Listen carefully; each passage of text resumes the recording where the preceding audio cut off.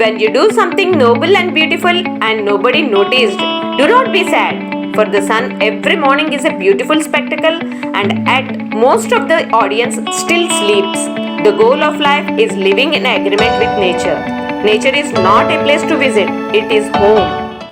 मार्कंड ऋषि ने युधिष्ठिर को वैवस्वत मनु के द्वारा सृष्टि का आरंभ होना, सतयुग, त्रेता युग, द्वापर युग और कलयुग के बारे में, कलयुग के लक्षण, कलयुगांत, कल के अवतार के बारे में बताया। उसके पश्चात मार्कंड ऋषि इंद्रदेव और बक मुनि की मित्रता के बारे में ऐसा कहने लगे कि एक समय पर देवता और असुरों के बीच युद्ध हुआ। उसमें इंद्रदेव विजयी हुए और उन्हें तीनों लोकों का साम्राज्य प्राप्त हुआ। उस समय हर तरफ हरियाली थी, प्रजा को कोई रोग नहीं होता था और लोग अपने धर्म में स्थित रहते थे। सबके जीवन चैन से बीत ही रहे थे कि एक दिन इंद्रदेव अपनी प्रजा को देखने के लिए ऐरावत पर निकले। वे पूर्व दिशा में समुद्री तट पर एक सुंदर, शांत और सुखद स्थान पर आकाश से नीचे उतरे। वहां एक सुंदर आश्रम था जहां इंद्रदेव ने बक मुनि का दर्शन किया। इंद्रदेव को देखकर बक मुनि प्रसन्न हुए और उन्हें उचित आसन देकर फल फूल आदि के द्वारा आदर सत्कार किया।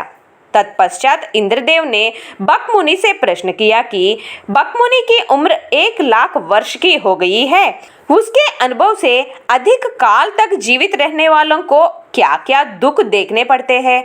इंद्रदेव के इस प्रश्न का बक मुनि ने इस प्रकार जवाब दिया, अधिक काल तक जीवित रहने से अप्रिय मनुष्यों के साथ रहना पड़ता है।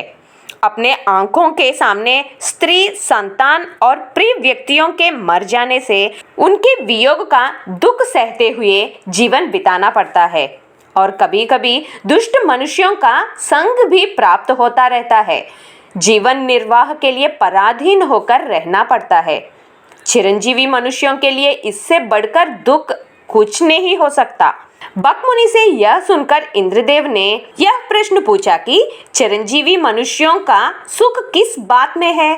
जिस पर बक मुनि ने कहा कि जो अपने परिश्रम से उपार्जन करके घर में केवल साग बनाकर खाता है मगर दूसरे के अधीन में नहीं है, उसे ही सुख है।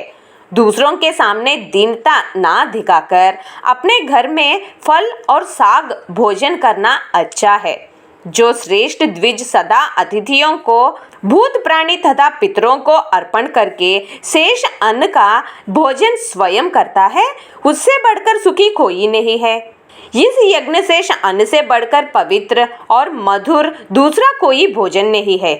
जो सदा पहले अतिथियों का भोजन कराता है, उसके अन्न के जितने ग्रास अतिथि ब्राह्मण भोजन करता है, उतने ही 1000 गौओं को दान देने का पुण्य उस दाता को होता है तथा उसके द्वारा युवावस्था में जो पाप हुए होते हैं वे सब नष्ट हो जाते हैं। इस प्रकार इंद्रदेव और बक मुनि के बीच बहुत देर बातचीत होने के पश्चात इंद्रदेव स्वर्गलोक के लिए निकल पड़े।